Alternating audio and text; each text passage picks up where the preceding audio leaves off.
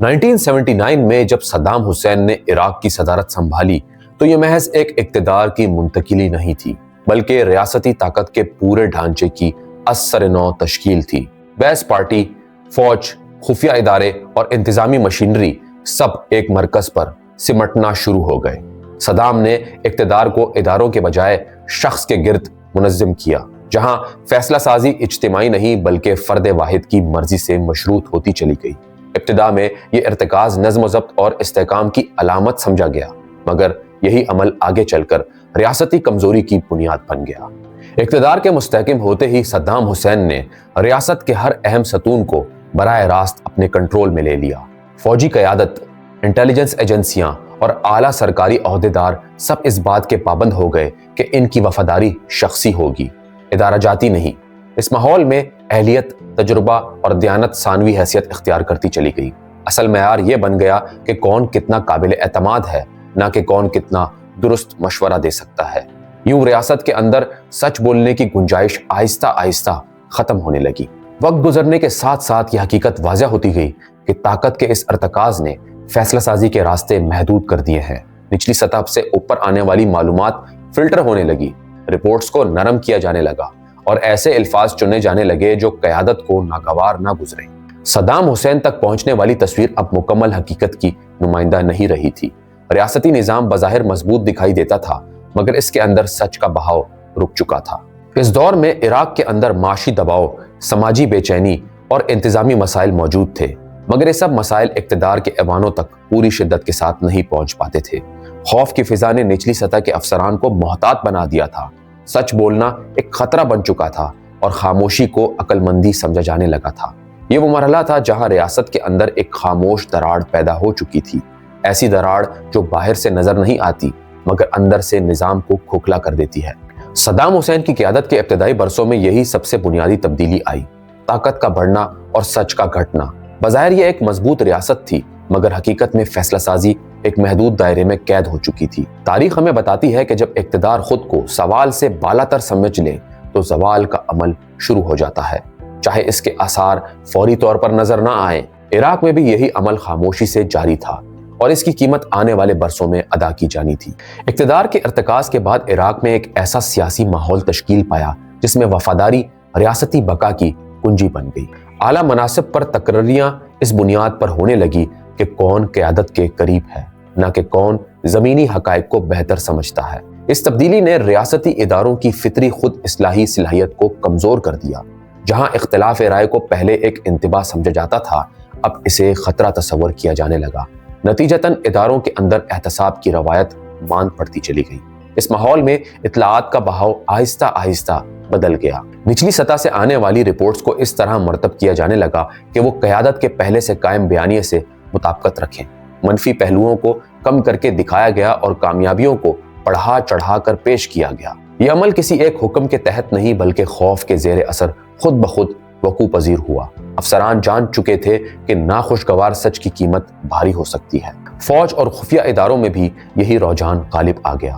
عسکری تیاری، رسد اور اہلکاروں کے حوصلے سے متعلق مسائل پوری شدت کے ساتھ رپورٹ نہیں ہو پاتے تھے۔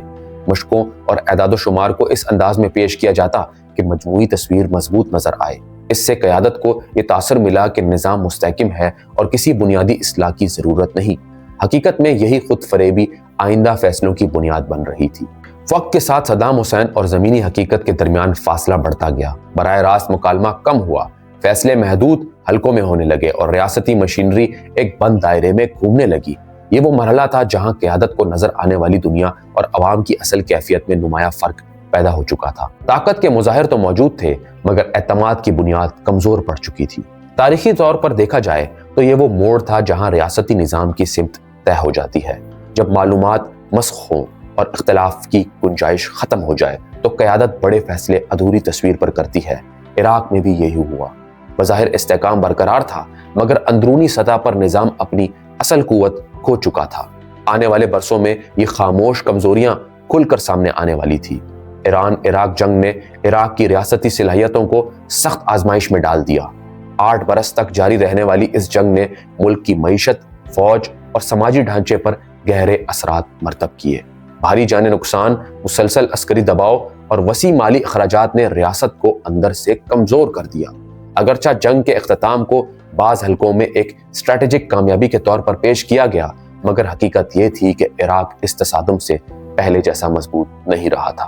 اس طویل جنگ کا سب سے اہم سبق یہ تھا کہ جدید ریاستی طاقت صرف عسکری قوت سے نہیں ناپی جا سکتی۔ رسد، معیشت، عوامی حمایت اور ادارہ جاتی ہم آہنگی بھی اتنی ہی اہم ہوتی ہے، تاہم عراق میں ان اسباق کو باقاعدہ پالیسی میں تبدیل نہیں کیا گیا۔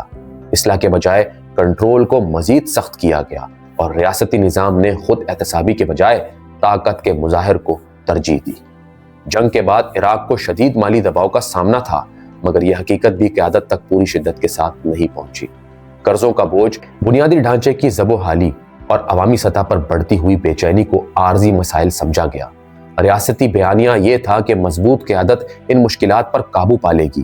اس یقین نے زمینی حقیقت کو مزید پس پشت ڈال دیا۔ اسی دوران بیرونی دنیا کے بارے میں بھی اندازے حقیقت سے دور ہوتے چلے گئے۔ علاقائی اثر و رسوخ اور عسکری طاقت کو عالمی قبولیت سمجھ لیا گیا۔ یہ تصور مضبوط ہوتا گیا کہ سختی اور خوف بین الاقوامی دباؤ کا متبادل بن سکتے ہیں۔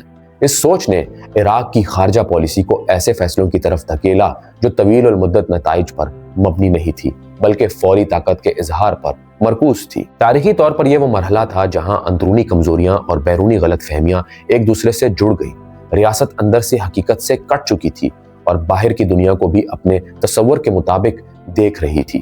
یہی دورہ فاصلہ مستقبل کے بحرانوں کی بنیاد بن گیا۔ عراق کی قیادت اس وقت خود کو مضبوط سمجھ رہی تھی، مگر در حقیقت ریاست کا توازن پہلے ہی بگڑ چکا تھا۔ وقت کے ساتھ عراق کے ادارے بظاہر مضبوط مگر اندر سے کمزور ہو چکے تھے۔ فوج، بیوروکریسی اور انتظامیہ ڈھانچہ اپنے رسمی وجود کے باوجود خود مختار فیصلے کرنے کی صلاحیت کھو بیٹھا تھا۔ ابتکار کی حوصلہ افزائی کے بجائے احتیاط اور خاموشی کو ترجیح دی جانے لگی۔ نتیجتاً وہ نظام جو بحران کے وقت ریاست کو سہارا دیتا ہے، محض احکامات پر چلنے والی مشین بن کر رہ گیا۔ اس کھوکھلے پن کا سب سے بڑا نقصان یہ ہوا کہ ریاست خود کو درست کرنے کے قابل نہ رہی۔ جب اندرونی جائزہ اور آزاد مشورہ ختم ہو جائے تو غلطیاں بڑھتی جاتی ہیں۔ عراق میں بھی یہی ہوا۔ فیصلے محدود معلومات پر کیے گئے اور ہر نیا قدم پچھلی غلطیوں کو درست کرنے کے بجائے انہیں چھپانے کی کوشش بنتا چلا گیا۔ یوں نظام نے اپنے دفاع کی صلاحیت خود ہی کمزور کر لی۔ آخری مرحلے میں قیادت نے یہ سمجھ لیا کہ ریاستی استحکام محض قیادت کے برقرار رہنے سے وابستہ ہے۔ یہ ایک بنیادی غلط فہمی تھی۔ عوامی اعتماد، ادارہ جاتی طاقت اور اجتماعی حمایت کے بغیر اقتدار محض ایک خول رہ جاتا ہے۔ جیسے ہی بیرونی دباؤ بڑھا، وہ تمام کمزوریاں جو برسوں سے دبی ہوئی تھی ایک ساتھ نمایاں ہو گئی۔ زوال بظاہر اچانک محسوس ہوا، مگر تاریخ کی نظر میں یہ ایک طویل عمل کا منطقی نتیجہ تھا۔ فوجی مزاحمت محدود رہی، ادارے بکھر گئے اور عوامی سطح پر ریاست کے دفاع کی وہ قوت موجود نہ رہی جو کسی بحران میں فیصلہ کن ثابت ہوتی ہے۔ اس لمحے یہ واضح ہو گیا کہ طاقت کا اصل ستون ہتھیار نہیں بلکہ اعتماد اور سچ پر مبنی فیصلہ سازی ہوتی ہے۔ صدام حسین کا انجام ہمیں ایک سادہ مگر گہرا سبق دیتا ہے۔ طاقت اس دن کمزور ہونا شروع ہو جاتی ہے جب سچ بولنے والے خاموش ہو جائیں۔ ریاستیں اس لیے نہیں گرتی کہ ان کے پاس وسائل کم ہو جاتے ہیں، بلکہ اس لیے گرتی ہیں کہ حقیقت ان تک پہنچنا بند ہو جاتی ہے۔ تاریخ میں یہ وہ لمحہ ہوتا ہے جہاں زوال کا فیصلہ ہو چکا ہوتا ہے، صرف اس کا ظہور باقی رہ جاتا ہے۔ دوستوں، اگر آپ نے ہمارا چینل سبسکرائب نہیں کیا ہوا تو چینل کو لازمی سبسکرائب کریں، ویڈیو کو لائک کریں، دوستوں کے ساتھ شیئر کریں۔ ملتے ہیں ایک اور کہانی میں، تب تک کے لیے اپنا خیال رکھیے گا۔ اللہ حافظ۔